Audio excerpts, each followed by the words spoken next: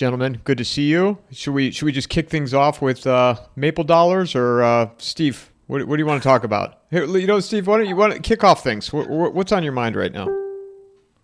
I have a couple of things on my mind right now. I'll start with the JFK files, right? Because I've seen over the past, I'm going to say 2 weeks, it always amazes me how any kind of release from this administration dominates the social media space for at least 3 to 5 days. And let's go back to the Epstein files, right? So they dropped the Epstein files. Pam Bondi drops the 8.5 by 11 binders for digitized files. And everybody went, not buying it.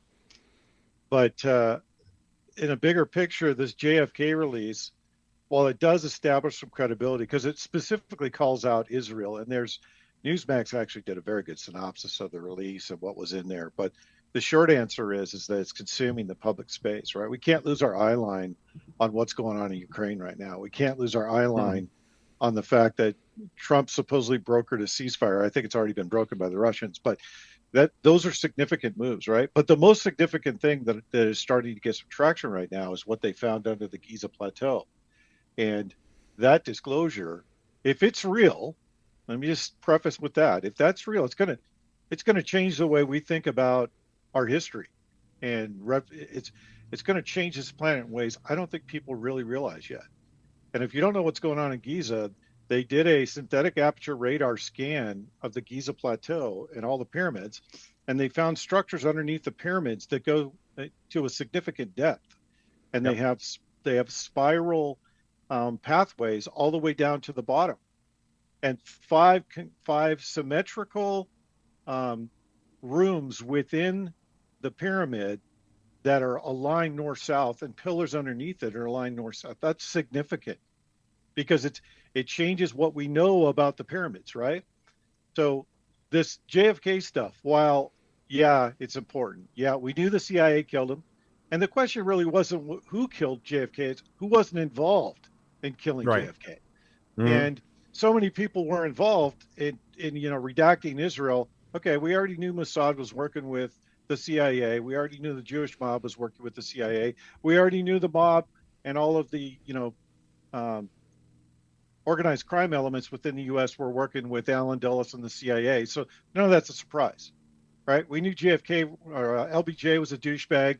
None of that's a surprise. We knew that LBJ wanted to go back into Vietnam. None of that's a surprise. So there's no new revelations there that we didn't already know. The only difference is confirmation that when they use the term conspiracy theory, it's usually true. And so my caution to your audience is don't get wrapped up in the noise, right? It's noise. There's no there. You already know the answers. It's just confirmation of the answers. So move on to what's important, right? What's going on with the economy? Tom can talk to that. What's going on in Ukraine? That's significant because if they find U.S., British, French, German troops in the Kursk salient, now it's the Kursk encirclement, that's an act of war, and Putin knows it. And I can guarantee you that Putin knows exactly how many boots on the ground we have. That's the stuff I'm paying attention to. The rest of this stuff is absolute noise. Yep. And the other piece that I'm really paying attention to is what other narratives are they developing out of Europe? Because everything I'm seeing so far is right out of William Carr's book, Pawns in the Game. They're replaying the same script to reset Europe. And a lot of the same social engineering, a lot of the same psychological operations. It's all the same shit with a different dress. And they're doing the same thing. So sorry, Tom, you mean I was going to say, you mean Brigitte Macron's dress, which is not, hiding whatever it is that he's packing. So that's a dude. Yeah, of course it is. No, you're right, Steve. And I would, this is the funny part about it. I said roughly the same thing about the Pam Bondi's mishandling of the Epstein file release. I'm like, guys, why is everybody all of a sudden, why is every, weak-willed fucking magatard out there screaming about how Pam Bondi's a fucking traitor now? Like, oh, right, because you're always British operatives. Like, fuck you. You're always deep state operatives in the first place. None of this matters. But for Trump, putting after that debacle, you have to put the JFK files out. again, in order to gain some credibility. And yeah, and to tell all the guys that have been doing all the forensic work for the last 50 years, you were always right. So now you never get to be told that you're a conspiracy theorist ever again. When you go to dinner with your shit-lib friends and and they say, well, no, that's all just a bunch of conspiracy theories. Like, no, you have been gaslit by a bunch of CIA operatives and NPR and Voice of America and Rachel Maddow and intelligence services for 60 friggin' years because it's what you want to believe. It's a lie. Everybody was involved. They all had him killed. They all wanted to be there. I heard the shit about George H.W. Bush calling in being the guy on the phone who called in the Kennedy assassination, who made the anonymous tip to 911. I heard that shit from John Perkins on Jim Poplava's show 20 years ago. Mm-hmm. Okay. I mean, Alex Jones was talking about. What's that? Alex Jones was talking about 20 years ago. Yeah. No, he was talking about, but when John Perkins first published Confessions of an Economic Hitman, he did the podcast circuit 2006, 2007. Mm-hmm. I was completely plugged into that. That's what I did all day while I was running my freaking laboratory. That's why I am where I am now, right? I understood all this shit then, and everybody looked at me. I had 4 heads. I'm like, well, that's nice. Eventually, I'm going to be proven correct, and you will know this. But you're right, Steve. It is noise, and so is the way the British are posturing about officially putting troops on the ground in Ukraine, and the French and everybody else. They're doing exactly what they always wanted to do, and what they've already been doing. And if you don't think that Trump and Putin didn't have that part of the conversation the other day when they were on the phone for an hour and a half, you're crazy. Of course they did. I think Trump is known for a year that there are American boots on the ground. He's been acting through proxies with Putin for over a year. Easily. So this is going to get taken care of. They don't have any cards to play in Europe. And you'll notice, Alex Christoforo noted this the other day. I saw a tweet from him the other day talking about Ursula von der Leyen. We're replying to Ursula von der Leyen's tweet saying, we need to have this war come to an end, and we need to support Ukraine and blah, because this war needs to end. And Alex pointed out, this war needs to end. Not for the first time in 3 years, Russia's war needs to end. He noted it. It's significant because, I've always said this about these fucking people. They put you into a position to try and fork either a rook or a bishop. It's a classic fork move. They have a plan. They want to move forward. They can either get war with you. They can either get war with Russia, or they can use the U.S. saying no to war. So the decision point is: will the U.S. support Europe's war for Ukraine and to go after Russia? Yes, great. We're going to war with Russia. No, fine. We'll kick and squawk and bitch about it and gaslight our people that the Americans are unreasonable and unreliable, and then we will gin up a new European military-industrial complex and proceed with that excuse as the means by which to do fiscal and political integration in Europe, centered around Brussels, and collapse national governments and collapse the central banks and collapse the existing European bond markets. And they've already told you that's what they're going to do. And that's exactly what they're doing. That's exactly what they're doing right now, full stop.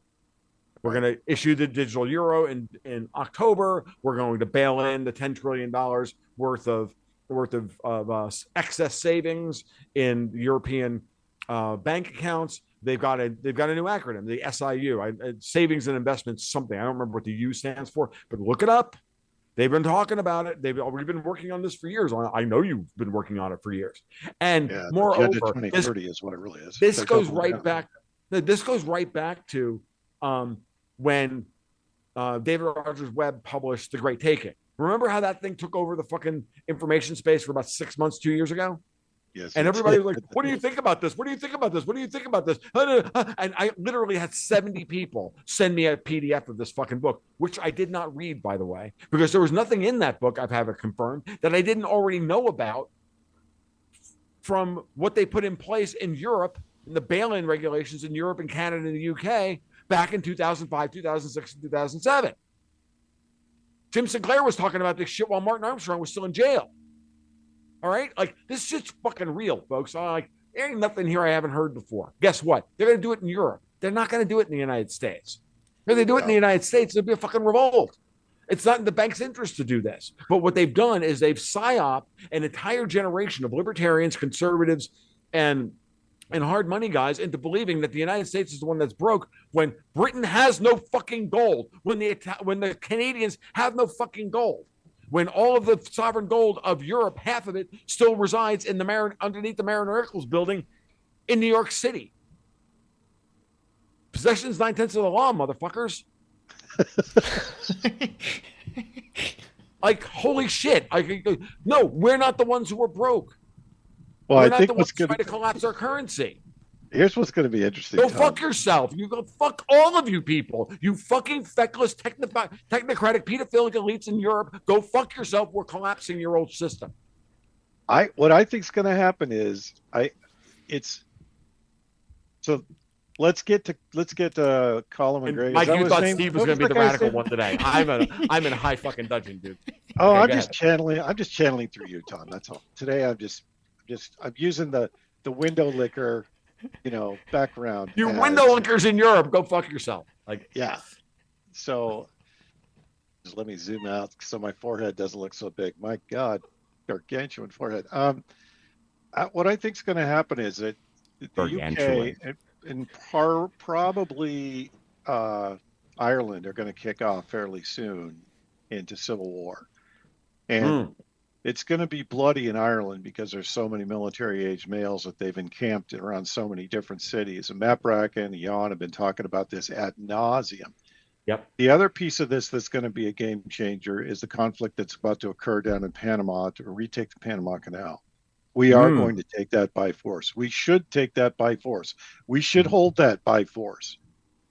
And it is what people don't understand, and they're not paying attention to because they've been dumbed down because of the Smith-Mund Modernization Act that allowed them to lie to us, which, by the way, if you hear me say anything today, hear this. You should be making all kinds of noise in every state that you're in with every senator that's in D.C. to repeal the Smith-Mund Modernization Act so that we hold media, we hold all these different NGOs accountable for propaganda and lying to the American public. If anything comes out of JFK, the JFK disclosure, it should be one thing: repeal Smith-Mund and hold people accountable for lying to the American public. And then revamp Title 10 and Title 50 and tell the CIA to sit down and shut up, and then gut that place so there's only 3 fucking people left. One of them's the janitor, and the other 2 are analysts that are sitting in a dark room that you go in and beat the shit out of them every day and say, what the fuck did you do today? And then close the door and go back to D.C. and let the military do the intelligence work because they are an abject fucking failure. So that said, now I'm channeling Mike directly. But anyway, that said, I'm just sitting back. I'm just sitting back in all this and just taking it all in. So that's what should come out of the JFK disclosure, because all of these things are intertwined to the same gaslighting, right? And most Americans have no fucking clue why Panama is so crucial, and it's an existential crisis that China's all over South America and Central America. People have no idea how dangerous that is for our shipping, our sea lines of communication, as well as, our littorals. And all you have to do is place some long-range missiles in any one of those South American countries. And guess what? They can strike the U.S. and they'll fucking do it. That's how the Chinese operate. They're using the Maoist marketing system where they basically come in and they surround all of the key areas and the peripherals, which is exactly what they've done here. Exactly what they've done in Canada, right? So Trump's doing the right thing by taking Panama back. Yep. That, I think, is going to precipitate conflict in a number of different countries around the globe. And I think Eric Prince was spot on with this, that Venezuela is going to kick off. We're going to see conflict in Colombia, and we're going to see conflict in a few others in South America. And one of them that needs to go into conflict is Brazil. I don't know why the fuck they didn't overtake that presidential compound and arrest Luna on day one, but it is what it is, right? But that's another direct result of US aid and CIA meddling into the politics of another country, which allowed that to happen. Now with USA gone, which by the way was a brilliant stroke to take away all the funding, there needs to be full disclosure on what the fuck we were doing with USAID money overseas. And we need to show everybody on the planet who was doing it, why they were doing it, and what the plan was. Because I guarantee you these people did not represent the American legislative body or the executive branch or our foreign policy branch. With the exception of Hillary Clinton, when she was Secretary of State, I can guarantee you that every nefarious thing, including Libya and Benghazi, every part of that was at her direction. So, and where I'm going with this is we have to hold accountable now the people that aren't builders in this country, right? All the bullshit artists, all the politicians, all of the executives, all these kingpins that have been put in place and dissolve all the incestuous relationships, especially the public-private partnerships, right? So that all that has to happen during Trump's first term. And when you referred back to Pam Bondi, they created an existential crisis for themselves when they did that Epstein release. That tarnished and ruined in one fell swoop any credibility they were going to build. Had she done that right and said, look, we don't have all the documents. We're trying to get arms around it. I've only been here 7 days. I still need to fire people. I still need to gut the Department of Justice. Once we get through with that, we'll do the release. But they made these claims all the way through the campaign that on day one, we're going to release all these documents. They knew they didn't have all the documents. They knew it was sitting in the Southern District of New York. So that existential crisis is going to boil over. And we're going to see that at the same time we're seeing conflict in other countries. Now, the wild card here is the Houthis and the situation in Yemen and what we're doing there. Why the fuck we are over there, I don't know, but it pisses me off to no end that we're moving 3 carrier battle groups right now when they should be defending the United States and defending our fucking borders instead of over there serving Israel's interests and starting a war with Iran, which is exactly what the optics look like. I don't know how true that is. Can I ask a question? Can I ask you a question here with both of you guys? Steve, starting with you. You know, the Biden administration had attempted this with the Houthis, right? And you know, calming this down in the Red Sea didn't work. What's different of what they're doing now, and why do you guys think that they're moving forward with it now? Whoever wants to answer. I can give you an answer. Go ahead. Go ahead. Tom. I was going to say this is really simple. It's actually quite simple.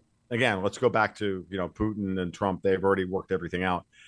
In order to, they're not serving Israel here, believe it or not. It looks like it. The optics are clearly that they're serving Israel, but they're not. What they're actually doing is let's get down to brass tacks, folks. Everybody does propaganda. The Iranians are really good at it. The Israelis are really good at it. The Americans are good at it. The British are good at it. The French are good at it. The Russians are good at it. The Czechs aren't quite so good at it. Okay, fine. They're all good at it. Meaning, so much of what we think we know about what's going on in Iran, between Iran and Israel, is based on what people want us to know. The reality is that in order to stabilize the Middle East, you have to remove both the United States and the Russians from the playground. Okay, and how do you do that? And how do you do that in such a way? This is what I was talking to Clint Russell on his podcast the other day, Liberty Lockpot, about this. I said, because he brought up the same thing, and I said, look, go back to the JCPOA, go back to who was making a play for Iranian oil the second the JCPOA was signed by Obama. It was France. France made a big move by signing a big gas and oil development contract, multi-billion-dollar gas and oil development contract and pipeline project with Total. Why? Because the Europeans don't have any fucking oil. They don't have any gas. The whole purpose of destabilizing and atomizing Syria was about getting the Saudis and Qataris and the Iranians to send oil and gas into Europe through Turkey and cut out the Russians. It was a EU power play, which is why Trump was so fucking angry with the JCPOA. Now, fast forward a few years, here we are. If the United States and Russia both want out of the Middle East and end the mess created by the British and the French in the Middle East, how do you do that? And not have the Europeans come right back in bearing gifts in the form of hundreds of billions of dollars, if not trillions of dollars worth of newly printed money out of fucking thin air that they're now talking about building, about creating. I mean, we've got just a massive German spending bill that is being pushed through a zombie Bundestag, right? As of right now, like the zombie Bundestag that shouldn't even, it hasn't been, I mean, we don't even have a government in Germany yet, and they're already pushing through $1 trillion worth of freaking spending or whatever the fuck the money is, right? They're doing that because the Europeans will be happy to come back in and recolonize the entire area and set Iran and Israel against each other in order to serve their interests. So how do you do this? You have to destroy the entirety of the Iranian axis of resistance, which the entire fucking Arab world is tired of. Period. They've been tired of it for years. Hamas and Gaza and the Palestinians have been everybody's fucking bitch for years. I hate to be blunt, but they've been their geopolitical bitches for years. Everybody's used them as a tool. It's wrong, it's vile, it's horrific, it's immoral, it's disgusting. Fuck you, I'm talking strategy now. So put your fucking moralistic fifis in the goddamn sock drawer where it belongs, next to your masturbation lube, and let's now talk about what's actually going on. I'm speaking to my libertarian brethren, by the way, who all need to take their fucking panties off and put on their big boy pants, because this is now sincere and real. You want peace in the region? It's only going to come when the Saudis and the Egyptians and everybody else in the region, the Jordanians and everybody else, finally take a stake in the process, as opposed to acting through vaster powers that are their proxies. Fuck that noise. Get rid of USAID. Get rid of the National Endowment for Democracy. Get rid of the State Department fucking things up. Get rid of British intelligence. Get rid of all of it. And there's only one way to do that. You got to cut off the fucking flow of money through City of London and through Brussels. See, Trump has to go after them directly and foment a sovereign debt crisis in Europe at the same time as he takes out all of our sins. Because who created the Houthis? Who created Hamas? Who created ISIS? Who created Hezbollah? We did. We did by being douchebags going in and trying to atomize the place and take it over. And the natural reaction is for Iran to turn around and create an axis of resistance. Now we have this mess that needs to be cleaned up. And we're cleaning it up. I think all these organizations were created by the Central Intelligence Agency, Mossad and MI6. I'm not going to blame Iran for creating Hezbollah. I'm sure they were handed the reins of Hezbollah at some point, so you guys can own them now, and you can be our controlled opposition. I fail to see that this is, but you're right. The Arab world is sick of it. The Arab world is sick of it. I have talked to so many people that are, and I've had a number of people like send me stuff from non-British controlled Arab media, like not Al Jazeera and all them. That's all fucking British media, like Al Jazeera, Times of even the Tehran Times. That's all British media, dudes. Yeah, like it's all bullshit. Times of India, British. It's all British. Okay, so you can't read that stuff and think that you're actually learning anything. What you're learning is exactly that they want you to know. I will go as far as saying, Todd, that I don't read any of that. I don't pay attention to any of the mainstream anymore because it's all lies and obfuscation all the time. It doesn't matter what fucking country it's in. They're all the same. I used to read this stuff to try and get a better understanding when I didn't know anything. Now I've looked through it. I'm like, oh, it's just all the same shit over and over again. Yeah, so different languages, but same bullshit. Right. So once you realize that that's what's going on here, then the goal here is to demilitarize, or is to literally put Israel and Iran in enough of a box where if they want to fight it out, they're going to do so without help. You can't neuter Israel until you take away their funding source. Okay. As my friend Halsey English reminds me all the time, Israel is the only place that we actually send foreign aid where we actually make money. We send them X amount of money a year. They send us 3 or 4 times that amount of money back in technological advances and investment and everything else, because they do. It's real. I hate to break it to everybody. I'm not sitting here trying to suck Israel's cock. I hate fucking Israel. My friend Halsey English hates Israel. He's Israeli. He did journalism there for fucking 10 years. I know all this shit from him. He's like, he left. Why? Because this place is a shithole. Why? Because we made it a shithole. Everybody's being used here. Everybody's a victim. We're victims. The Israelis on the ground are victims. Hamas is the Gazans are victims.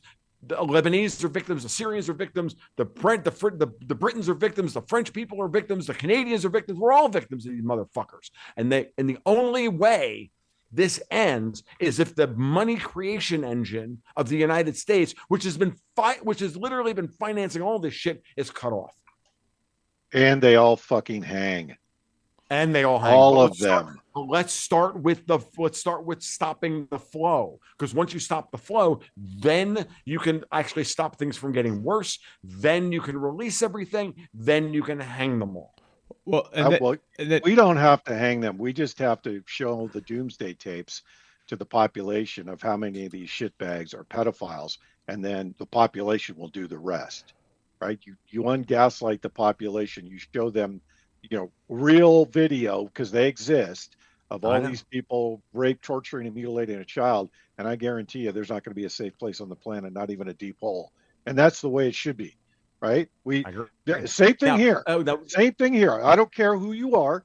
I don't care what fucking strata you're in. I don't care how much money you have. Guys like Bill Gates, you molest, you torture, you rape a child, you die. That's the game. And we take this all the way to the end this time. Once this kicks off, and it will kick off, we take this all the way to the end. Now, and we hold every single one of them accountable. This episode is brought to you by Vaulted. Launched by McIlvaney Financial Group. With Vaulted, I literally just tap a button and bam, I own physical gold stored in a professional vault. I can also take delivery at any time.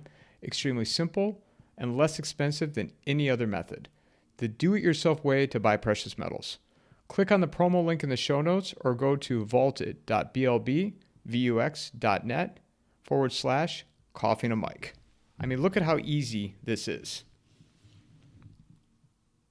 The Vaulted app on my phone, I can access it at any time. Every single one. Before we shift back domestically, I want to focus on something else that you guys were talking about in terms of the CIA creating these proxies to take care of, to keep meddling in Syria right now, because Jelani is obviously one of our own, who they've changed his name. They've rebranded the guy, turned him into corporate, and now he's a self-appointed president of Syria.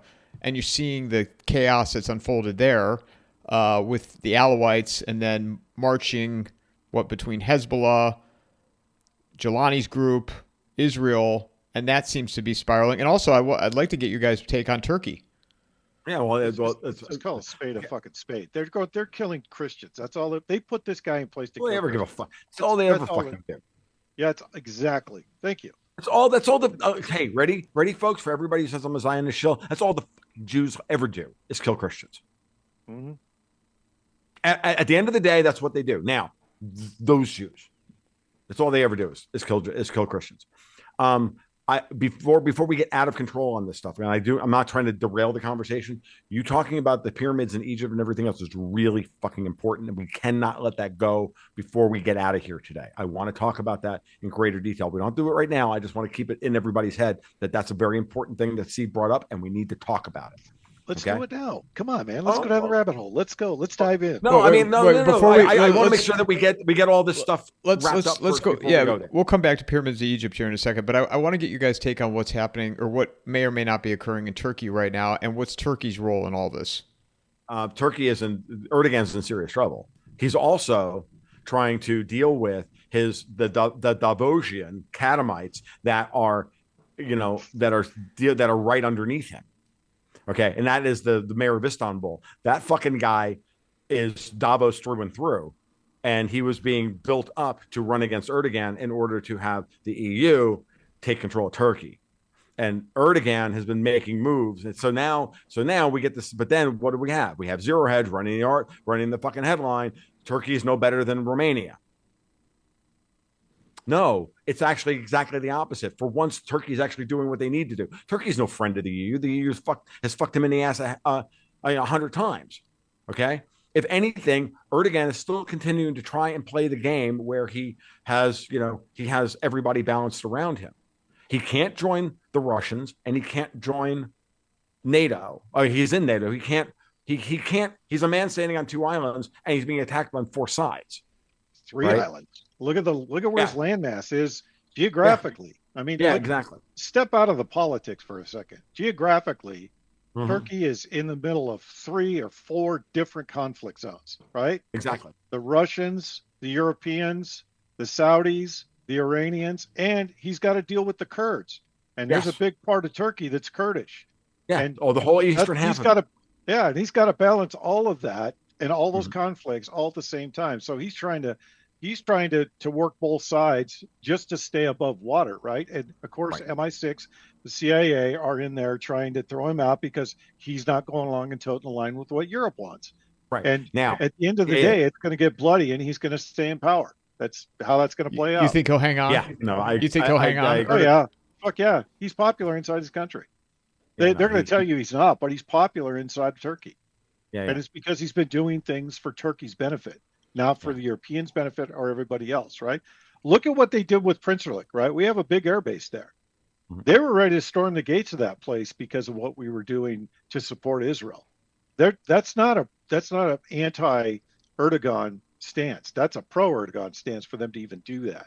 And when you take out of the politics of it, you get into and all the geopolitical, and you get into the cultural aspects of it. A lot of those policies, a lot of things he's doing are being driven strictly for the benefit of Turkey. Yes. And all the propaganda aside, right? I could go down the political aspects of this until the end of time, but Turkey is strategic to us. Get away from everything else. Turkey is strategic to us because of its location, because of all the different places you can reach from Turkey quickly, I might add, quickly. Better than Frankfurt, better than England, better than France. You're right in the center of everything. You can hit Afghanistan in a few hours. You can hit Russia in a few hours. You can hit Europe in a few hours. You can hit almost anywhere in the Middle East and North Africa in a few hours. That's why Turkey geographically is so important to us. So I think Erdogan's going to hold on to power. And hopefully Trump's smart enough to realize that Erdogan could be a very valuable ally if we manage him right. And I don't mean deal with him. I mean manage him. He has to be managed. I agree. He's a two-faced piece of shit. And there's things he does and says, and then he does the opposite. We need to hold his feet to the fire when he does that. Agreed. No, absolutely, Steve. And it's really important that you brought all this up. Look, what's happening over Ukraine is the following. There's going to be Trump and Putin are going to finish off the situation in Ukraine as quickly as they can. The British and the French are going to try and create some kind of Article 5 thing. It's going to break NATO. And the big question now is how does NATO break? Everything you just said implies that I think is coming next. The other day, Hungary did not have to stand on an island by themselves to block the latest round of funding from the EU to Ukraine. They got support from, and this was not talked about very much, by Italy, Spain, Portugal, and someone else that didn't, I don't know, the Czechs or somebody else. The Slovaks, it doesn't matter. The Slovaks probably, it doesn't matter. The other three are the ones that matter. Okay. Italy is the big one. Why? There's 100 freaking U.S. military bases in Italy. And Giorgia Meloni has been schmoozed directly by Trump and Elon Musk for over a year. She's still in power because of U.S. military presence and countervailing forces against the Italian deep state and the European deep state in Italy, in Rome, without a doubt. I'm firmly convinced of this. So now you have to ask yourself, if NATO breaks, what does it look like? Does it break along the lines of the same way that Jim Rickards 15 years ago was telling us that the European Union is going to break up into a northern currency bloc and a southern currency bloc? Would you see a European defensive architecture that has Italy, Greece, Turkey, the United States, Spain, and ringing the Mediterranean and taking the Mediterranean and making sure that they're, and in effect, creating that kind of security alliance that's different from the rest of Europe? And they all I would I would hope that's how it goes, Tom, because right. You're right. Geography, I wanted to stop you there because this is a Yeah. key point that most people don't realize, is that geography still matters. Geography is going to matter no matter what happens here, what happens in Europe, what happens in Ukraine. Geography still is going to matter, right? And the other piece of this, which you're not talking about, which is very important, is if they break NATO and it becomes a Southern alliance that we're a part of, that usurps China's influence across Europe, across the Mediterranean, and it opens up yet another sea line of communication that we need to maintain, right? People don't realize how much of our, even in 2025, with all the high-tech stuff we have, sea lines of communication are the most important thing that we have to defend no matter what happens geopolitically. And if this goes kinetic, we still need to have resources coming into the countries. We still need to move resources. We still need a deep water blue Navy, right? That's not lost on Trump. And there's a hell of a lot of resources in that region, especially strategic resources that we still have to tap into, right? We can't lose sight of that. And I think Trump's well aware of that. And I think if he's going to architect anything, it's going to be something close to that, but completely excluding Brussels, completely excluding the UK. And here's the key piece. The piece that I don't get, because we haven't talked about it yet, is an MMA fighter in the White House issuing an ultimatum to the Irish government. I don't know what that's all about. I would imagine this has to do with the high tech that's in Ireland right now, because Amazon's got a big footprint there. Google's got a big footprint there. I don't know what geographically what that means, but Ireland is another geographic hub that we should defend, and not to mention there's a lot of Irish Americans here. So, there's that. Geopolitically, there's a huge amount that's just stuck with geography that we're never going to get away from it. Again, this is why Trump's making the play for Greenland. This is why he's making an appeal. He's making a boorish appeal to the Canadians as well. Steve, I want to throw something else out there, which is that the more the Europeans have acted belligerently over Ukraine since the Trump-Zelensky meeting, notice how China has backed off from helping the EU in every way imaginable on this. The Chinese I've been watching that. Yeah, the Chinese have been very, very supportive of everything that Trump is doing in Europe, even though the Europeans have been trying to schmooze the Chinese. I mean, von der Leyen, they sent Baerbock over there, they sent Kaja Kallas over there, they sent all the harpies over there to try and schmooze the Chinese. The Chinese were having none of it. So the Chinese understand the game as well, because remember, they may be running a reverse opium war strategy on us here in the United States through Mexico and Canada. But never forget that they know that it's the British that ran the original Opium War operation on them.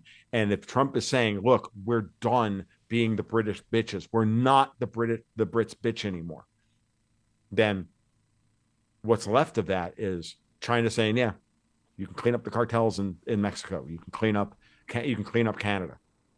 And Mexico's going to be a harder fight. It's deeper than just the cartels. There's a lot more there.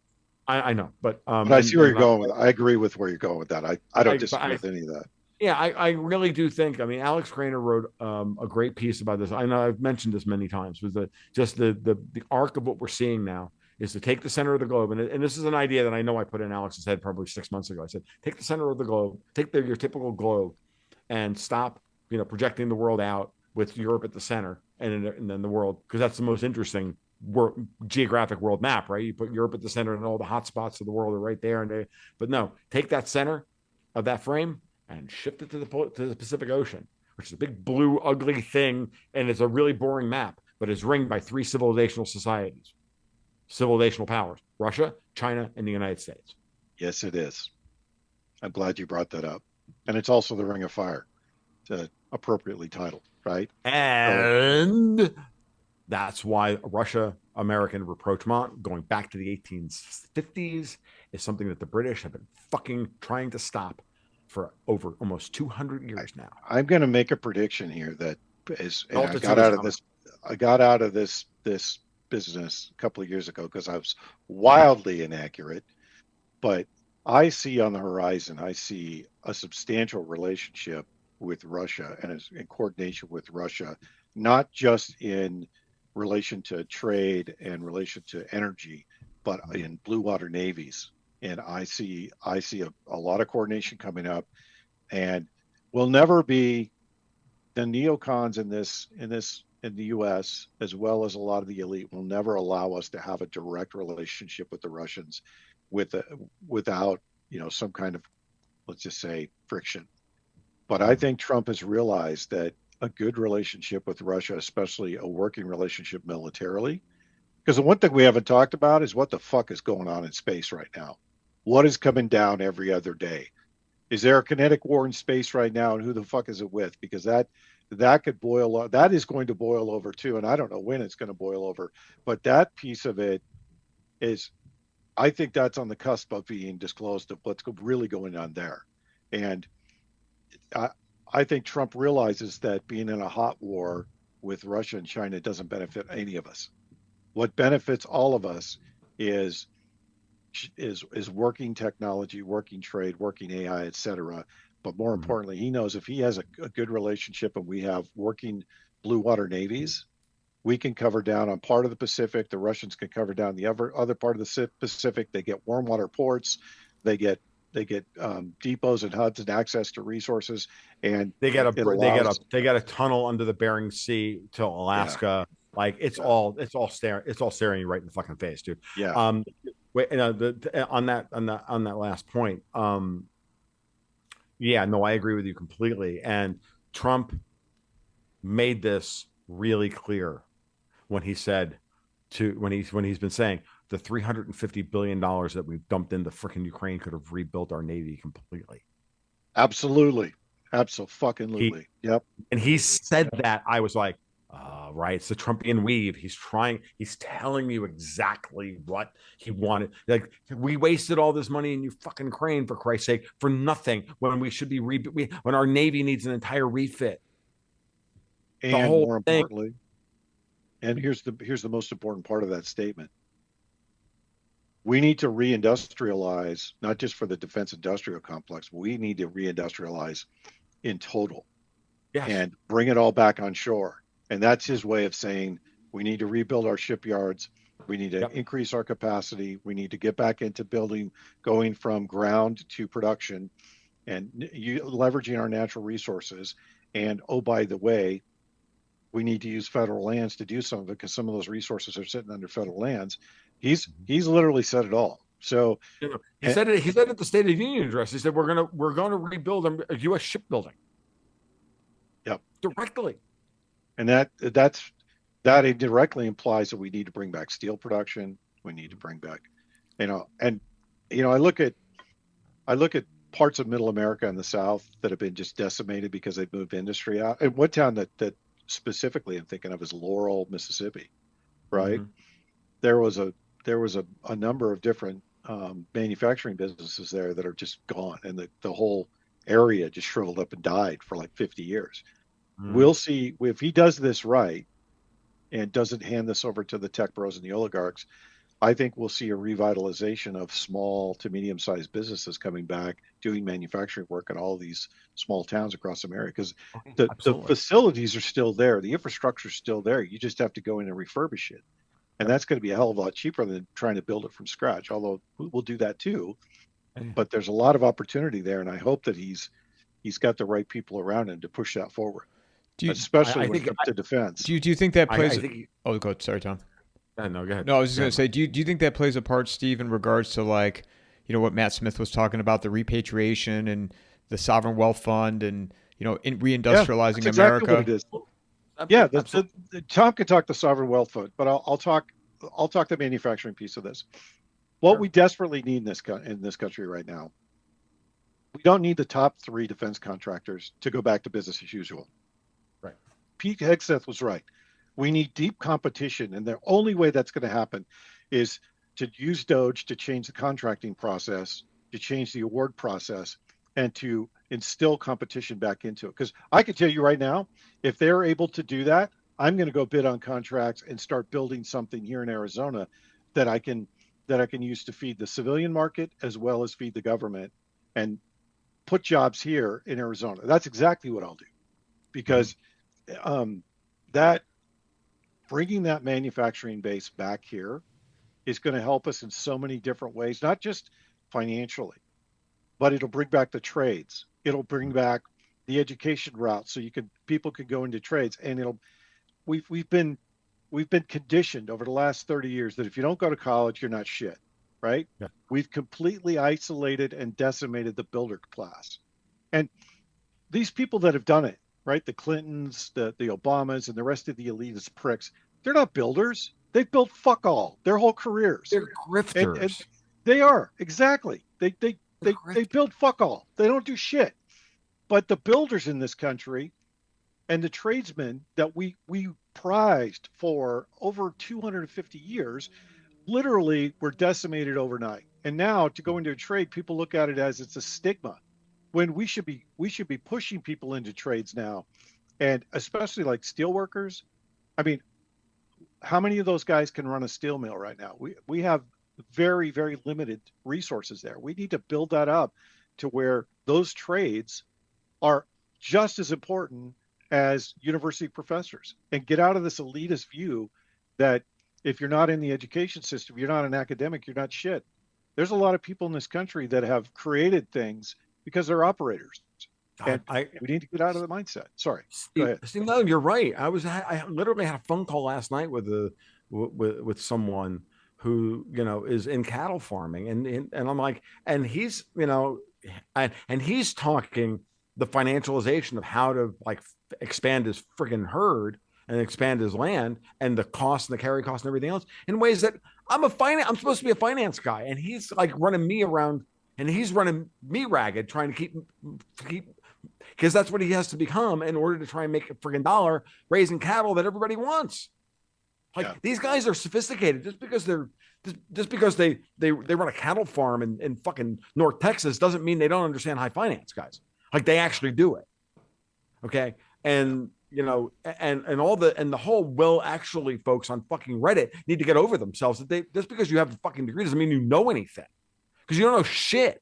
Because as you said, you've never built anything. And then you got Chuck Schumer going on the fucking View and having this idea that, and just denigrating like the entire fucking country, saying, well, you have all these people who don't want to give the government their friggin' money and taxes because they, because I don't want to give up what I built and blah, blah, blah. Yeah, fuck you, Chuck. What have you ever built? Well, it's insane. Further than that, Tom. First of all those hens on the View need to be rolled up and sent down to Gitmo and spend their lives in prison for sedition, especially Whoopi Goldberg. But that's a separate topic, right? But when you look at Chuck Schumer and the rest, you're watching the death of the entire left's apparatus to influence the public and gaslight the public, right? Chuck Schumer is gasping for something Steve, to do. Somebody's staticky. Steve, your mic is something. Turn your mic off for a second. There we go. Try it now. Turn it back on. Is that me? Yeah. See if it's better there. Yep. There you go. You're good now. Yeah. Go ahead. Sorry about that. Oh, yeah. Fuck's sake. Let me go back to. Let me regurgitate everything I was going to say. Sure. Chuck Schumer, Whoopi Goldberg, they all need to go to jail. Go. Well, yeah, they all need to go to jail anyway. Schumer he's a pedophile and he's a traitor. So, but what you're watching is the death of the extreme left, right? And the death of the old institutional elite in New York City that have been ruling the roost for the last 60 years. They're all dying up, right? By taking USAID. And what's great about it is USAID killed them, right? They can't move Antifa. They can't move BLM. They can't create those and paid provocateurs to go into all these different blue cities and create chaos and coordinate it like they used to through USAID and NGOs. So now they're left with a couple of dudes burning Teslas, right? That, by the way, that's the most retarded thing I've ever seen. Is you're mad about Elon Musk starting Doge and uncovering all the fraud, so you're going to go burn people's Teslas, which are in the same group and category that you operate in, by the way. They're all liberals that were virtue signaling when we were, in the climate crisis, that they were driving electric vehicles, which, by the way, are more fucking toxic to dispose of than gas vehicles. But that's a whole different thing. And they all run on coal, too. Don't kid yourself. Oh, absolutely. This is the most retarded shit I've ever heard, but that's the left, right? You're watching the death of the left. And I think that because look, the pendulum it's always swinging one way or another, right? It never stops. Right now we're going back to the right. And the more we go back to the right, the more they're going to flail and do their shit, and that'll go kinetic at some point in some limited fashion, and then it'll fizzle and die. What Mhm. what I'm really concerned with is that we don't enter a revolution because of, Trump and some of the optics, right? Because remember that the American public is not read in like some of the rest of us are to where they can see all these patterns, because a lot of people don't even, and this is the problem we have in total. There's no source of truth for people to go to and see unequivocally, these are the facts. This is what's going on. Not even Newsmax, not even, especially not the mainstream, none of them, right? I only know of two sources of truth right now. One of them is the Washington Pundit. I know Adam Carter and Dr. EC, they don't put anything out unless they can vet it and they can prove that it's true. And the same with revolver.news, right? Those guys have done yeoman's work to put out good information. Yep. But there's no mainstream source of truth. And that's why Smith-Mundt Modernization Act needs to be repealed. And all these senators that voted for it need to be fucking primaried out and thrown out. Because, and the other thing too is the Patriot Act needs to be repealed, the SAFE Act, the CARES Act, all that shit needs to be repealed, right? But Smith-Mundt is the first one. Then we can get back to building a source of truth that people could trust, because that's the other problem. And most of the public doesn't know where to go to find a source of truth, so they're stuck with. And now that they've radicalized the left to hating Elon Musk, the only halfway reasonable AI that they can use to, collate and curate the data, Grok, of the popular ones, they hate because it's Elon Musk. Because every day is opposite day in blue America. Can I get you guys both your thoughts on starting with Tom on the sovereign wealth fund and the restructuring of the financial system that they they are attempting to do with Lutnick? And I don't have it all chapter and verse in my head, but let's just start with the basics. They are going to open up. Let's start with the beginning. They've already announced what they're going to do. They're going to open up some of the federal lands, as Steve said, because in general, the PSYOP has been. I was going into, when I was at High Dudgeon early in the podcast, and I was going to fuck yourself and all the shit. It was about them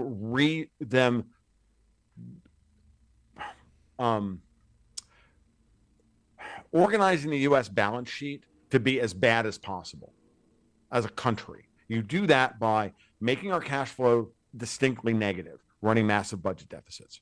And then at the same time, you gut the balance sheet of the country by writing all of the valuable assets of the country down to zero.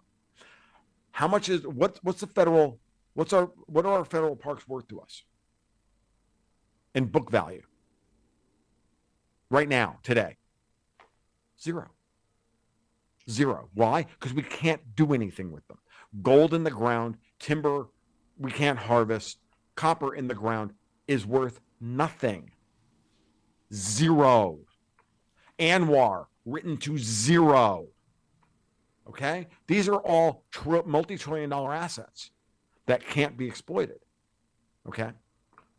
Same thing with Canada, Western Canada, all written to zero in so many different ways because of environmental regulation. So environmental regulation, the climate change and all the rest of it was done in order to sell the country politically on the idea we need to protect all of this stuff. Right. Why? So that we can write their value to zero while we gut the economy.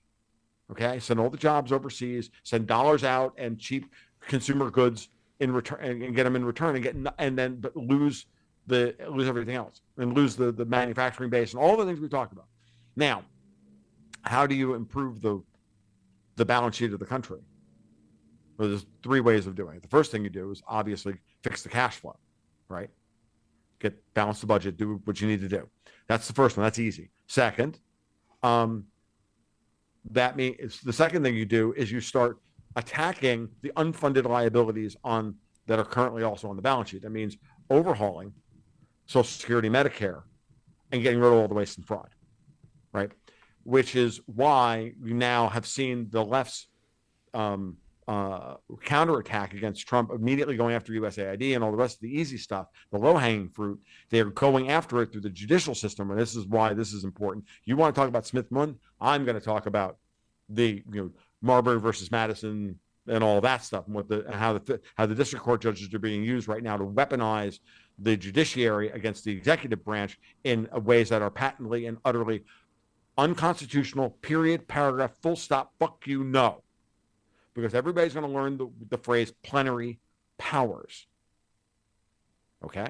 Now, so second thing you do is you start going. So they've now weaponized that in order to stop Musk and Doge from going after Social Security and Medicare, because they know that's where the real waste and fraud is. That's where they know that they've been laundering hundreds of billions of dollars a year to buy the votes of illegal aliens who are sitting there on freaking Social Security disability because their back hurts and all this shit that Musk was talking about in both the Ted Cruz podcast that he did and the Joe Rogan podcast. So they need to stop that, because they know that they'll never win another election in any of our lifetimes if that pipeline of money is gotten rid of.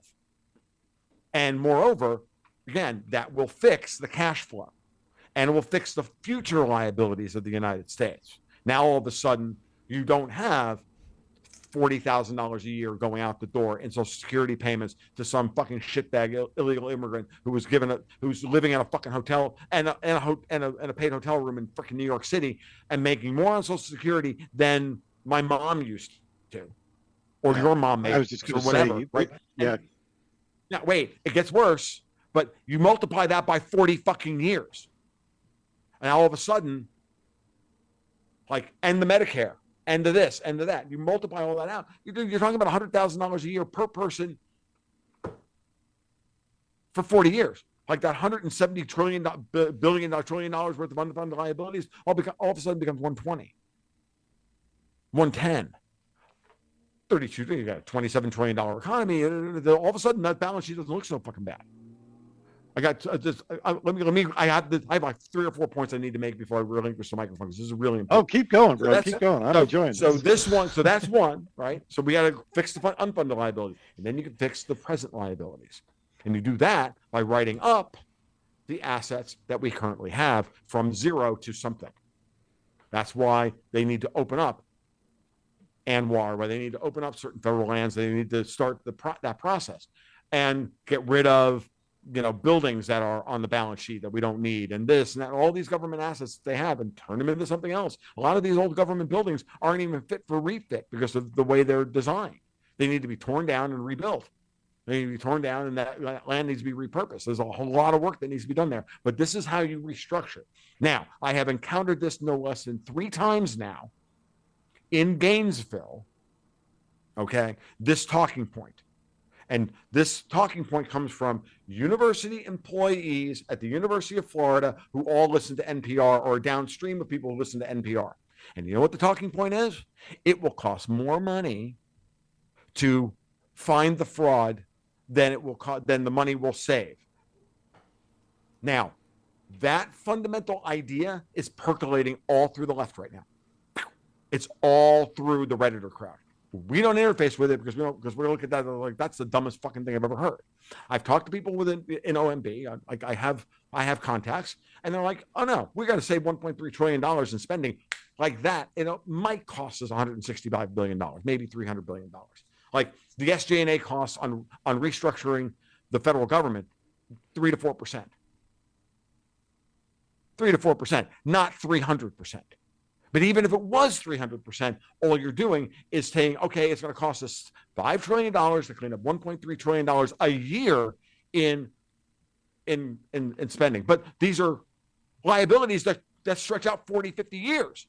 You're still way ahead of the game, even if you take their argument, because they can't do fucking math, these people. Okay? So, because they were educated in America because math is racist. Like, duh.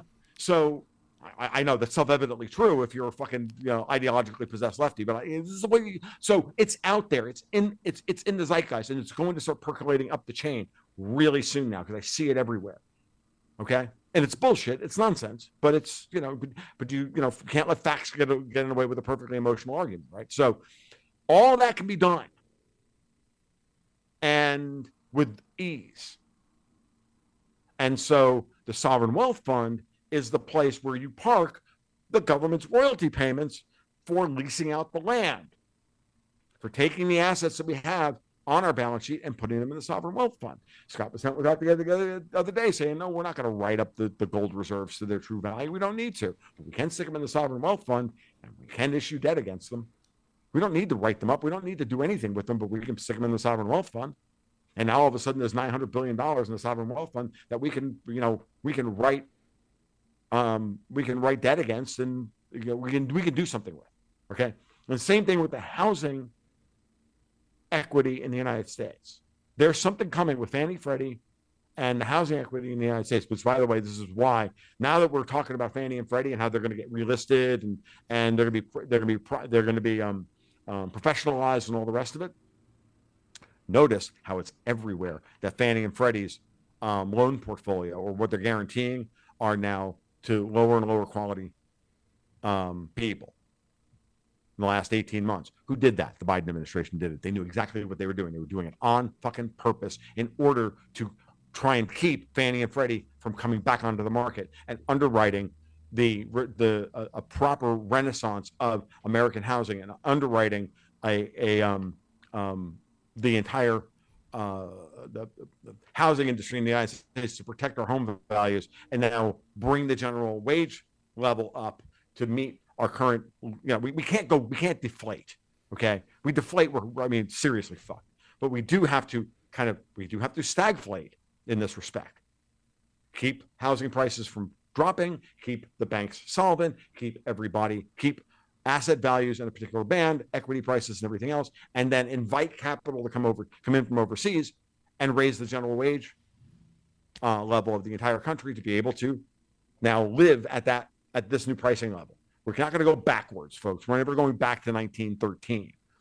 But we do that in such a way that we lower the internal cost of the United States through deregulation lower taxes, gold Visa cards that'll bring in $1 trillion in fucking fees and all the rest of it. And we brain drain those guys that used to work for ArcelorMittal over in France smelting aluminum after they shut down all their aluminum smelters. Hey guys, why don't you come over here and smelt aluminum for us? Start a new aluminum smelter in Mississippi or wherever we need one. And that's what the gold Visa cards are.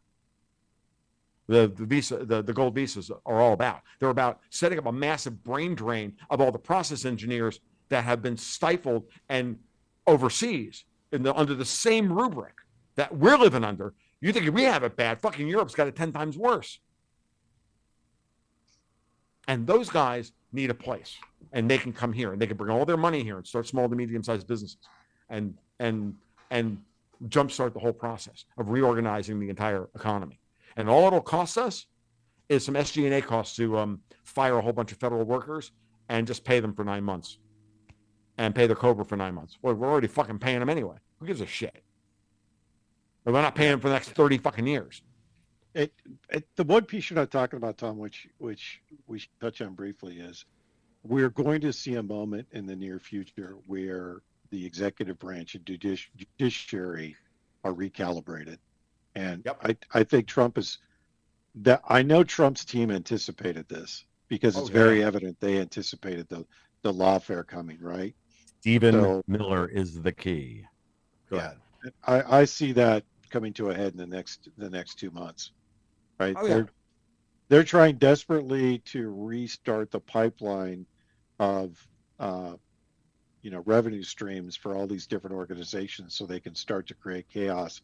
And Trump's he's not only anticipated this, they're playing back exactly how they should, which is slowly respond to the federal judges, send back a request for, an objection, et cetera.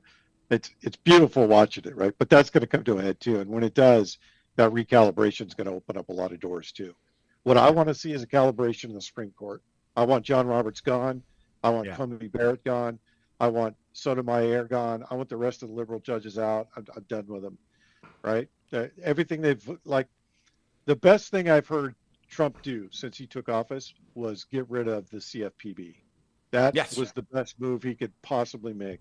Now I want to see him get rid of I want to see him gut the CIA.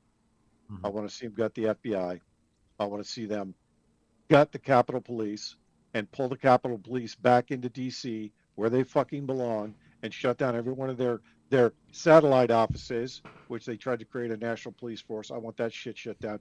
And then I want him to start talking about repealing the Patriot Act and getting rid of some of this draconian security. Man, I can't even talk now. Yeah. So all that plays into what you're talking about, because he's not going to be able to move forward with some of these programs until he deals with those problems. Otherwise, he'll be stymied. I know we want to. I know we got about 20 minutes left. We want to not to cut you off, Tom, but we want to go back to the pyramids of Egypt and spend some time on that. Yeah. One last point about the judiciary is very important. What they've done is they've set the trap. They baited the trap perfectly.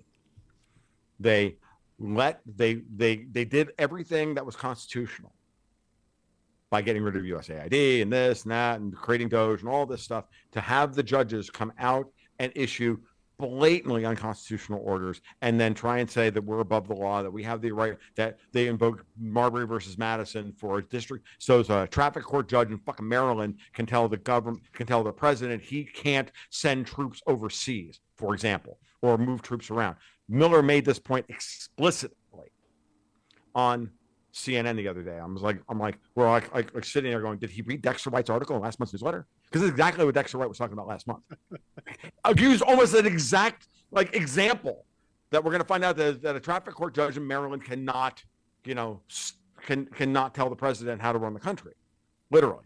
So, but Miller anticipated this perfectly, and either we just read the tea leaves properly or whatever. It doesn't matter. Chicken and egg thing. It doesn't matter. What's important here is understand that when watch the sequence that he was on with he was on CNN and how she kept asking him, did you ignore the judge's order? No, I did not ignore the judge's order. But separation of powers, exactly, separation of powers. What Miller refused to give her, because he didn't have to, which was, I didn't ignore the judge's order because the judge's order was nonsensical. We didn't ignore. Yeah, we heard the order. That's nice. He issued an order. He didn't even issue the order in writing, by the way, which makes it completely invalid. And then the judge comes back and says, well, you knew I was going to issue this order, so you should never put those people on the plane. Like, why? What? We have to anticipate now what some shitbag in fucking Maryland is going to do tomorrow? Like some district court judge? We have to worry about everything that these people are going to do? No, plenary powers. I have the ability to hire and fire any member of an agency of the executive branch. I'm the president. Go read the fucking Constitution. It's not hard. It's written in pretty plain freaking language. It's dumb. And so this is what's coming. And we're going to find out that for the first time since FDR, mind you, that when the president exercises the plenary powers of the president, he's not going to be doing it to advance global communism. That's why you're angry. Go fuck yourself. Hey, do that and we'll call it even, while we turn around and do exactly what needs to be done. He is the executive. The American president has a tremendous amount of power. If you do not like the powers that the American president has, that's great. Write an amendment, get it passed with a supermajority in both the House and the Senate, and ratified by 75% of the states, and you can limit the president's power. Otherwise, read Article 2, have a nice fucking day. This is what we're doing. And and what they're prepping right now, the narrative they're prepping right now in every way they can, is that that these district court judges and judicial review, improperly applied, has the ability to stop the president from doing what he is lawfully allowed to fucking do. And even the Supreme Court does not have jurisdiction over what Trump has been doing. I'm going to repeat that. The Supreme Court does not have the ability to stop the president from doing what he has done so far and what he is about to do. He is taking it, Trump and Miller have been taking it right up to the friggin' limit. Sure. But that's the thing. We're not used to them taking it anywhere near the limit. And so John Roberts. We haven't seen it. We haven't seen it. How long? How many hundreds of years have we not seen it? Well, and more importantly, again, I was just chatting with Dexter White about this before we went on, like about an hour and a half ago, and he brought this up to me. He's like, by the way, the whole thing with John Roberts saying that Trump acted inappropriately and that and that impeachment of the judge is inappropriate. By the way, there's no written order from Roberts about this. Roberts is just talking to the press. Now he's acting politically as the head of the Supreme Court, as the Chief Justice. Which is why he needs to fucking go. Right. And we need to make this point explicitly. John Roberts has entered the scene as a political activist, not as the Chief Justice of the United States, because he didn't issue a written statement about this. Right. He didn't write an opinion on this.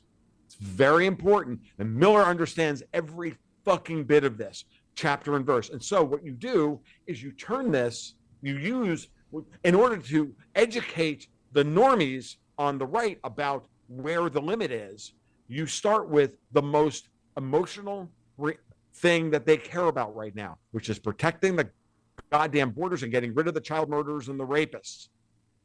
Because that gets people emotionally engaged. That's in Trump's terms, that's a 90-10 issue. And then you can now percolate all of that discussion through the zeitgeist so that people then really get educated about how our separation of powers actually operates, so that you can then go ahead and do all the other things you need to do. But you got to win this battle here and now and get the people on your side. And it's working. Trump's approval rating is as high as it's ever been, as is Doge's approval rating and everything else. The shitbag sons of bitches are running rearguard actions, and they've already been outflanked.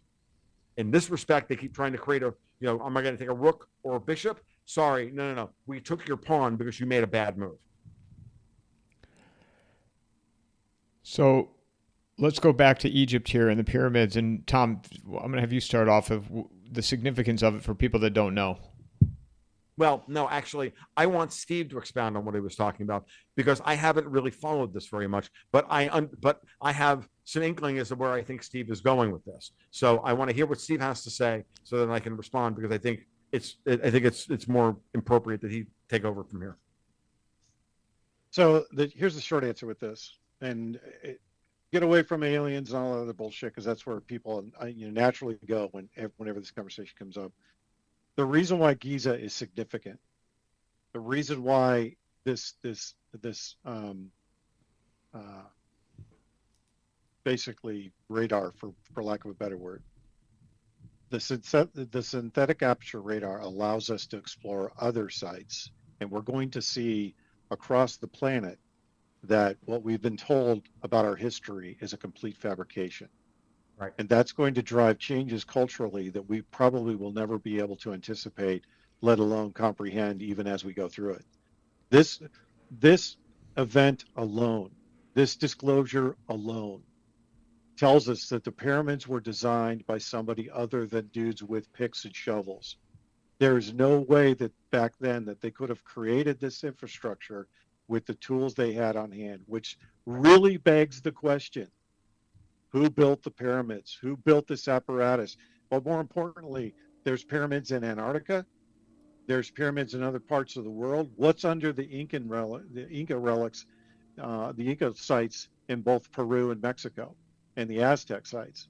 We go back to Tepe. We go back to all of these things. That's right. And once we start exploring these sites, we're going to see more and more history that's been rewritten and we've been lied to, and it's going to drive the public to want to know. And more importantly, it's going to uncover other technologies and other history that is going to revolutionize not only our planet, but it's going to revolutionize our culture. And I think you're going to see some serious questions occur around religion, around the elite, especially the fucking elite, right? Because they're the ones behind this. And you're going to find out I guarantee you'll find out at some point, buried either in the Smithsonian or underneath the Vatican, wherever that history was hidden, is going to be uncovered because of this. Mm-hmm. They can't put the genie back in the bottle now, right? That's why this is significant. Yes. It's like the arms race. Once nobody's ever asked the question, where did we get nuclear fission from? Where did it come from? Who created fission? Nobody ever asked that question. Was that tech handed to us?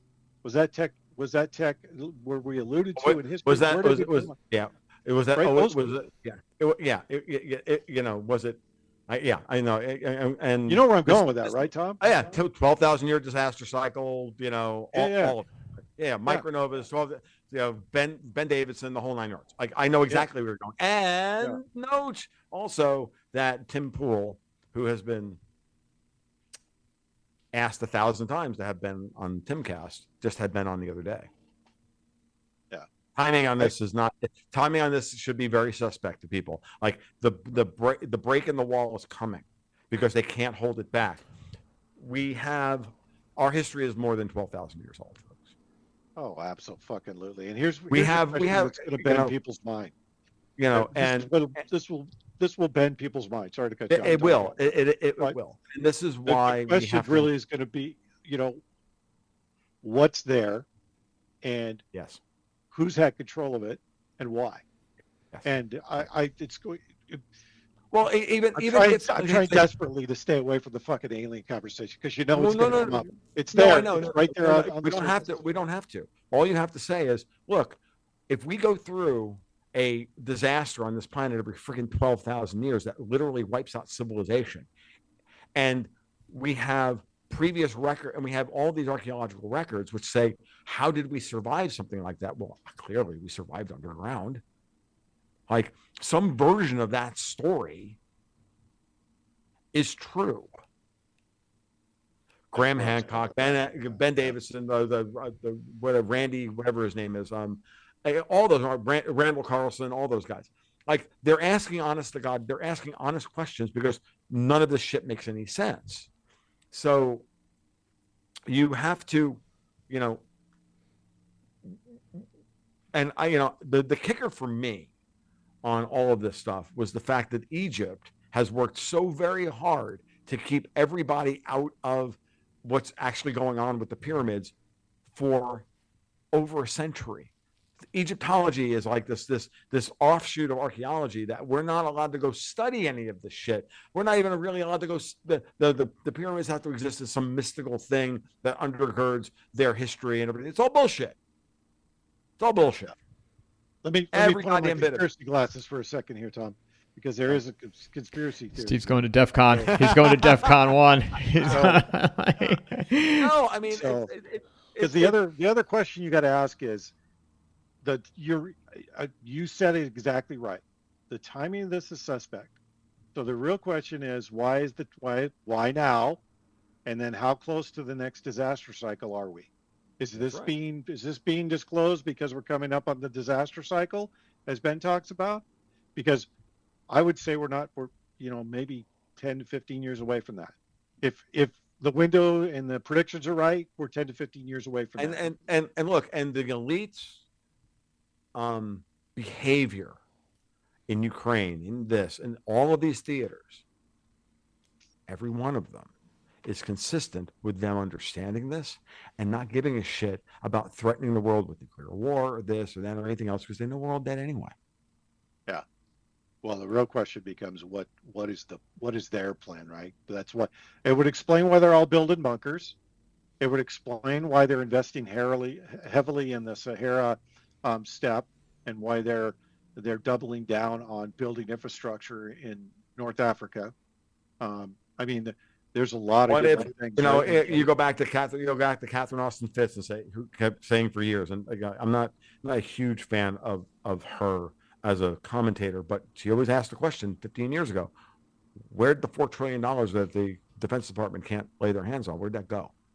Did that go to prep the process of trying to save enough human beings to get past the disaster cycle? I've asked this question openly and multiple times. I'm like, the people who think that space is fake and gay, which space is not fake and gay. The Van Allen belts are not. People with a Wikipedia level of solar wind need to shut the fuck up, but unfortunately they vote. It's true. That we went to the moon.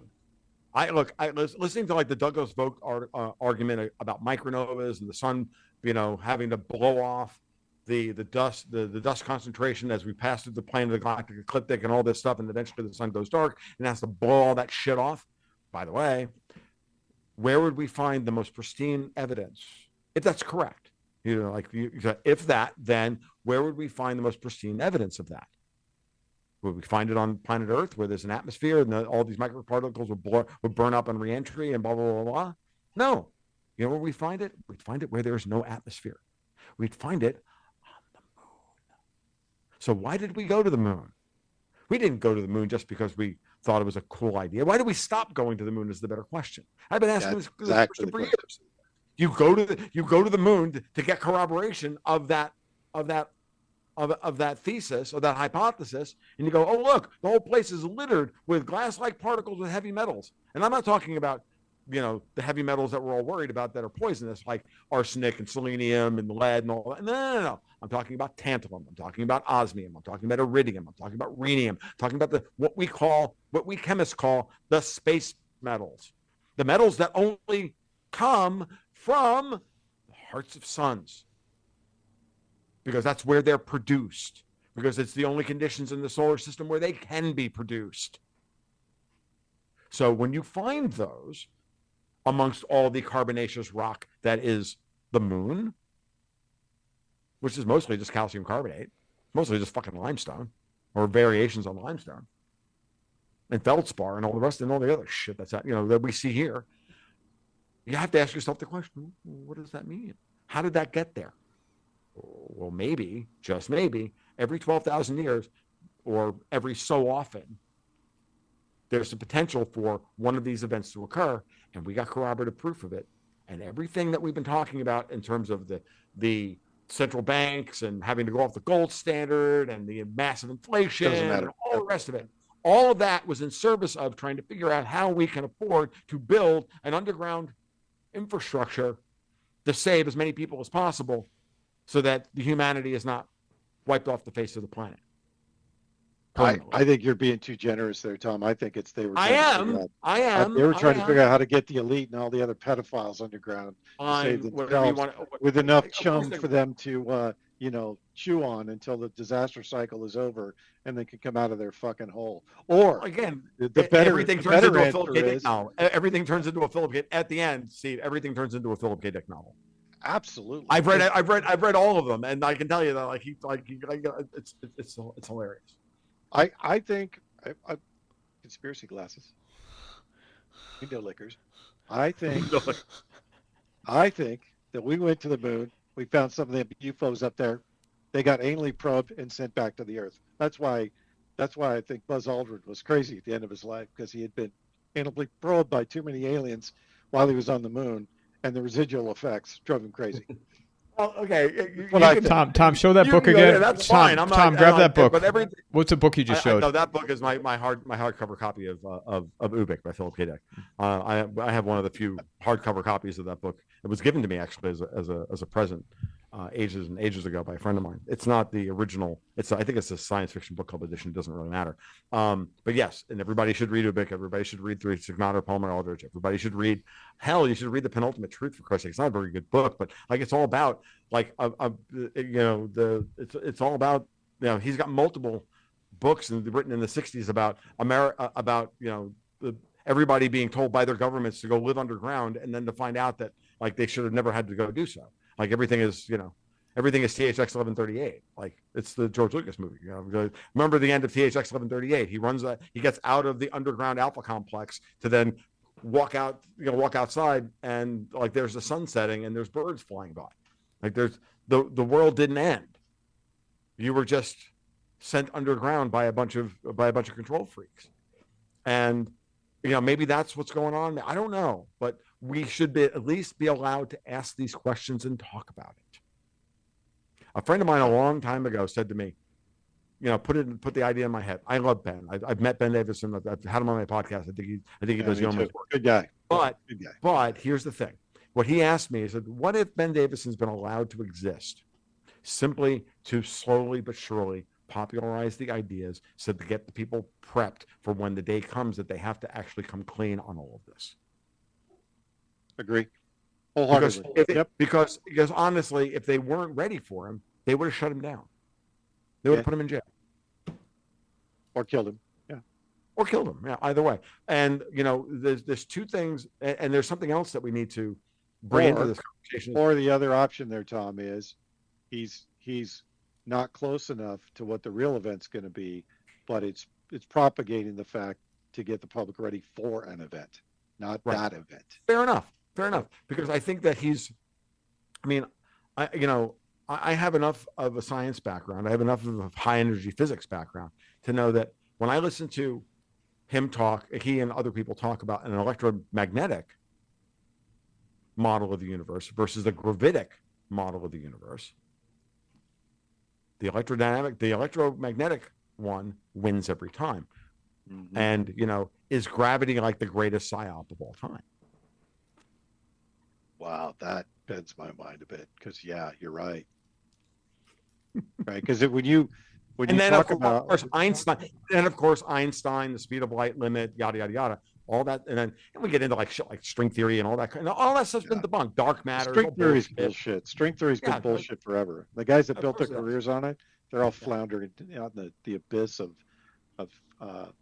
no man's land right now. But the problem we're facing, Steve, I think to wrap this up, you're right, and I think the big problem is what we face, which is the institutional inertia. That's what we're fighting. Everything we're fighting here is institutional inertia in science, in economics, in politics, and everything else. That we have institutional inertia in the the intelligence services, in the military-industrial complex, and that's the religion of the state, is what that is, right? Of course it is, but it's being protected by the believers, and they're the most dangerous in that group anyway. Because the believers will do whatever to maintain that narrative, right? That's part of the reason why I watch the narratives, and I'm watching what they're developing next. Because, remember that call that I gave you after the election? I texted you. I'm like, hey man, can you pick up the phone? I didn't have a fucking rudder in the water because the game was completely. It was like literally stopped. That is not how the game's played, and you had your oars still in the water, and I was looking around going, wait a minute, none of this is how the game's played. I need to get my bearings on this, right? I think we're approaching another one of those moments. I think we're approaching a moment where the public gets full stop. This is what's really going on. And enough of us will be awake. Enough of us will be at least prepared for it to be able to help the rest of the population. And I think there's a saturation point that they're looking for before they do that. Right? What's that saturation point? 70%, 80% of the population awake? I mean, right now, I bet you we're like 60% of the population's awake in the U.S. I don't know about the rest of the world, but there's got to be a threshold. Not in Europe. It's like 10% in Europe. Europe, they're brainwashed lemmings. Unfortunately, I have that on good faith from people in Europe about how bad it is, and it's 10 times. It's 10. Yeah, it's 10. I talk to people in the UK and in Europe all the time, and it's their heads in the sand. Oh, everything's fine.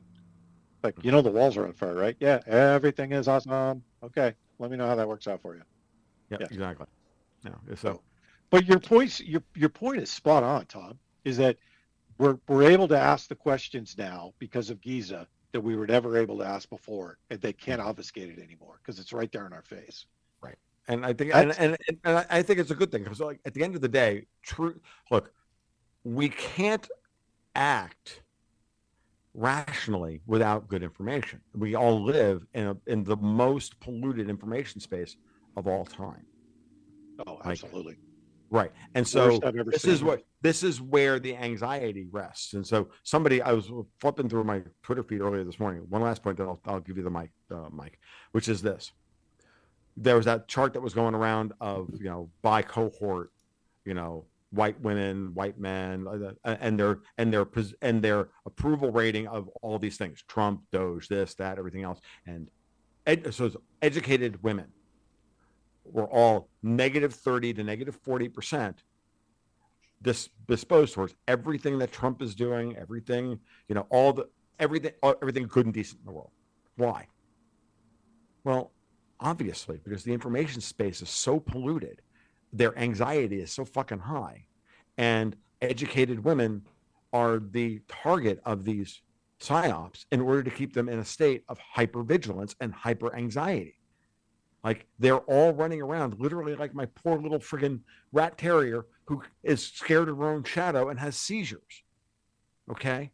And the only time the dog ever relaxes is when she's in her crate, and she just wants to be in her crate 24 hours a day because the world is too much for her to handle. And we have pushed an entire segment of the population into that state on purpose. And it's getting worse they're getting worse every day because they don't have strong men to lead them out of this. They don't have strong role model, and they look at someone like Trump and they think he's toxically masculine, as opposed to just a restoration of even the beginnings of the divine masculine. Not that Trump is divine masculine, but he models it better than anything else we've seen recently. And he's an alpha male. Turning Trump in, come on, yeah, he's an alpha male. Yeah, we don't have an alpha male. But he's an alpha male. Like whenever he's with a woman in public, he's always very deferential, and he treats them with nothing but with respect. Have you ever really watched Trump with women? He's amazingly good at it. Yeah, I mean, he's brilliant, and I've heard this from. But they have to villainize him in order to keep the masses, scared and afraid. It's like the narratives are. The last voting block they have is educated women. The last voting block they have on this is educated women. Yeah, it's not going to work out for them. I mean, sorry, it's not. It's not going to work out. But yeah, I know we're past time, Tom, but your comments about Giza, I think are more than valid. I think they're spot on, right? And I think I've said this for 2 years now, and it bears repeating. We're being prepared for an event. Yes. I don't know what that event is. We all thought it was going to be kinetic after the election. We thought it was going to go the other way. We were all preparing for it to go kinetic. We were all prepared for civil war, and then it went full stop. And I think you're right. I think the elite have already got their holes dug. They figured out who's going to go in the bunkers. But the part that Ben talks about that I agree with too is there's going to be people on the surface that survive, right? Yeah. Because if we go through this every 12,000 years, we're gonna read it. But right now we're going to rediscover history for 3 or 4 years. So that may just change the way we handle the disaster cycle. So, there's a lot going on. Yeah, and then never forget that what is Elon Musk actually doing? Like he wants to send people to Mars. Now, what he's really saying is look up, dream big. It's not the world. The world isn't ending. We can do great things. This is the message, the meta message, not the actual message. Yes, Elon Musk is a 10-year-old boy who wants to go to Mars. Like that's what he wants to do. Fine, but he's also getting you to think aspirationally. He's getting you to go, we can do this, and think. And look at what bigger than ourselves. Right? He's talking about we can put 1 million people on Mars within 15 years. He's not like maybe he's crazy, or maybe he's not. Maybe we're already there. Maybe we already got a base up there. I mean, how many trillions of dollars are missing? I think there's a lot of money there that we could have invested into space. Because I know the tech exists. The tech's there. I've used this before. It'll be the last point I make. We've been in space since 1969. You're telling me in all that time we haven't made any advancements in space travel, and we're still using brute force rockets to go to space? Fuck out of here with that. Look at how we've advanced in aviation just since 1945. We have continually advanced in aviation to include stealth, to include hypersonic aircraft. You're telling me we can't develop a hypersonic aircraft to take us into space? We still got to use a brute force rocket? Get the fuck out of here. Yeah, no, I contend we're probably already on the moon. We're probably already on Mars. Fuck, we're probably already out in one of the moons of Saturn. We probably got guys on the other side of Venus jerking off to, goat porn. I don't know, but I know that we definitively we definitively have more tech than is being disclosed, because the military hasn't done any advancement in tech in the last 20 years, not one bit. And it's not because of Iraq. It's not because of Afghanistan. We haven't put any money into R&D. Why? Because the tech's already there. We don't need to invest in new tech. We just need to bring the public up to speed to get them ready for the disclosure of this technology, and then open the floodgates, right? At least that's what I'm hoping for. I could be wildly inaccurate, but I look at trends, and the trends that I'm seeing is we're being prepped for some kind of an event. We're being prepped to accept that news. What's really funny, Steve, and I've used this example before, and I will use it again. We built the SR-71 Blackbird with a bunch of white guys, pocket protectors, and slide rules. Yeah. The SR-71 is still is like the eighth miracle of the fucking world. And Kelly Johnson, he designed that fucker on a napkin. Yeah. On a napkin. Right. I want you to, anybody, if you don't understand what I'm talking about, go to the YouTubes and go watch any documentary on the SR-71 Blackbird and realize what they did. And you tell me that we couldn't build the SR-71 Blackbird with slide rules, that we couldn't send 5 guys in the fucking, in a capsule into the moon? What are you out of your fucking mind? Like, this is a plane that has to literally practically shake itself apart to get off the fucking ground, leaking fuel the entire time in order to get up into the upper atmosphere to then tighten up the airframe and fly at Mach 9 or whatever the fuck it does. It's an insane piece of technology. It's more impressive than the Hoover fucking Dam. That's just a lot of goddamn concrete. Yep. That's my point exactly. We haven't done We did this shit in 1957? Yeah. Think about how long ago that was. It was over 70 years ago. You're telling me in 70 years we haven't come up with a better technology? If you apply that logic, you can say, okay, yeah, we're being lied to. There's obviously something in the background we don't know about. Right. And the same thing goes for land and sea, right? We haven't invested anything or created really anything new, sea-based systems that we haven't already had. Which is, and the drone conversation, okay, that is a revolution in military affairs. But at the end of the day, how long is that revolution going to last? I mean, it's made, ground-based equipment, turned them all into missile sponges. But when you get past that, we'll come up with a countermeasure for the drones. We've already worked on it. We're working on it. But to me, I don't think they're as interested in that as they are the tech that we haven't seen yet, because there's something in that tech that trumps all of this. So, I hope you're right, Steve. I hope that and even if we're not, like, even if it's just what Musk has shown us so far, it's still enough. Dropping the cost of lifting tonnage into space by 2 orders of magnitude with reusable rockets is enough. That math is enough. Okay, so it's all second variety. It's all an arms race. It's all technology arms race. It's all second variety. Not popular by a bad Canadian movie called Screamers with Peter Weller, which is an adaptation of that story. Not a bad movie. It's just the lowest budget movie of all time, and it's not actually a terrible movie, but yeah. There you go. All right, guys, I gotta run. Tom, where can people find you?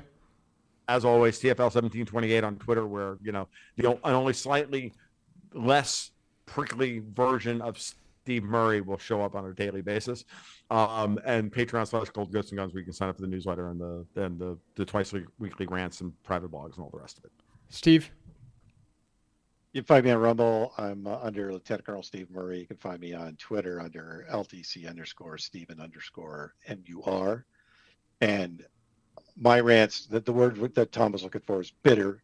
I'm more bitter than he is. So you can find me. I do sit rep twice a week. I usually do a roundtable.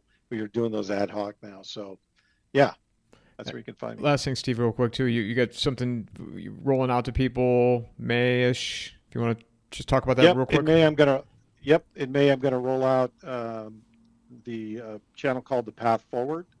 and roll off of the LTC Stephen Murray channel and roll everything to the path forward. There's going to be multiple shows, not just mine. We'll have other shows on the channel, and it's going to be dedicated to not just the preparedness side of this, but how people can plug in and move the ball forward, just not just in the U.S. but across the world, because we're seeing a trend that people don't know how to get engaged. So we're gonna mix it up, and instead of talking about the prepping side of this and getting ready for natural disasters, et cetera, we're going to start moving towards how do you plug into society to help, and Yes. Something bigger than ourselves, right? Mm-hmm. And instead of doing the post analysis of events, we're going to start talking about what we need to do next as a society, and start channeling that energy back into our local and state governments, as well as communities, right? Because most people don't get engaged. We need to change that paradigm if we're going to survive as a country. So Agreed. that's where I'm going in May. Guys, as always, thank you so much. Appreciate it. Look forward to our next conversation. God bless. Take care, guys. Mic drop.